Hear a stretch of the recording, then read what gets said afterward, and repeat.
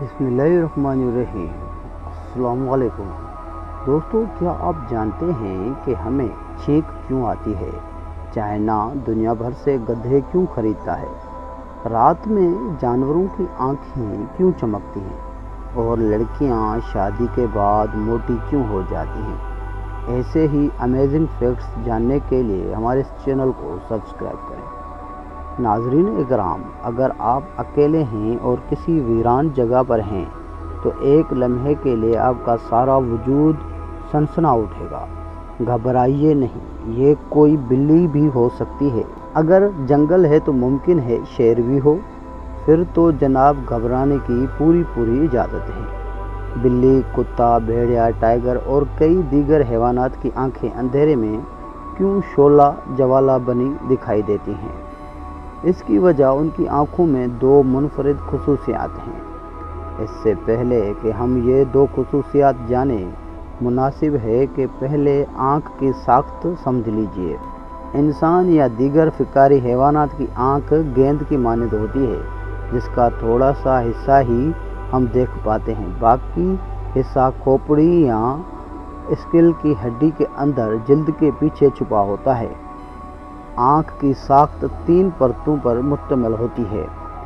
1 sclera, 2 choroid, 3 retina. जब आप अपनी आँख को आईने में गौर से देखते हैं तो उसका सफ़ेद हिस्सा स्क्लेरा आपको नज़र आता है और स्याह हिस्सा दरअसल कांच की तरह नाजुक और शफाफ करीना। इसका काला रंग इसके पीछे पाए जाने वाले आयरिस की वजह है। आयरिस के बीचों बीच आँख की पुतली यानी प्यूपल होती है, जो रोशनी और अंधेरे में सिकुड़ और फैल सकती है। इस प्यूपल के पीछे अदसा और फिर सबसे पीछे आँख का पर्दा यानी रेटिना होता है। यही वो परत है जहाँ चीज़ों का अक्स बनता है।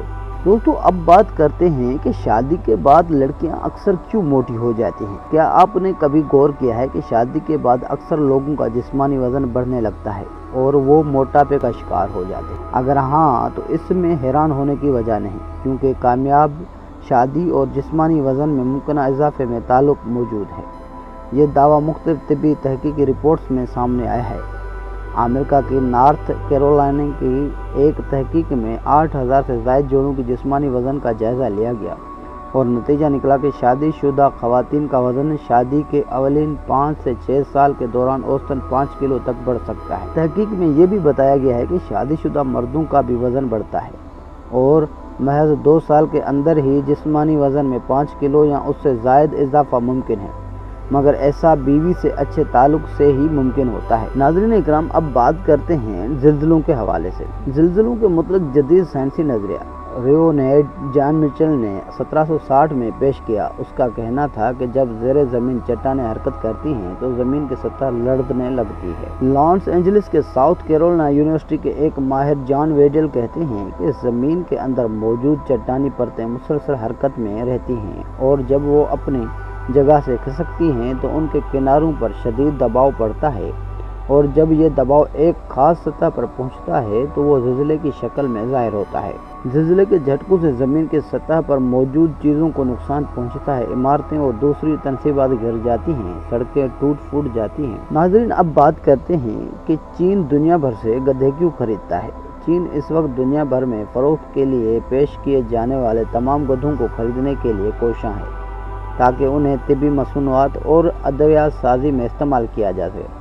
बिलखुसूस जेलाटिन और बाज़ अमराज के इलाज की दवाएं तैयार करने के लिए इनमें खून की गर्दिश का मसला, चक्कर आना, ख़वातीन में माहवारी की बेकायदगी वगैरह शामिल है। इसके अलावा शिद्दत के साथ खून बहने को रोकने, खून की कमी दूर करने और खून की खलियों की तादाद कम होने की दवाई तैयार की जाती है। नाज़रीन इकराम, अब हम बात करते हैं कि हमें छींक क्यों आती है और उसकी वजह क्या है।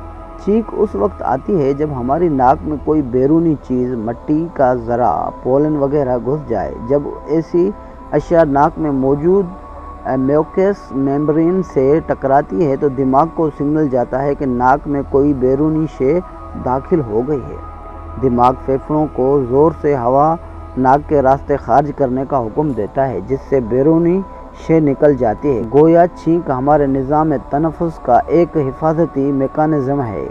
سائنسی تحقیق کے مطابق چھینک ناک کے اندر موجود بیکٹیریا اور وائرس باہر نکال دیتے ہیں اور انسانی جسم جراثیم سے پاک ہو جاتا ہے۔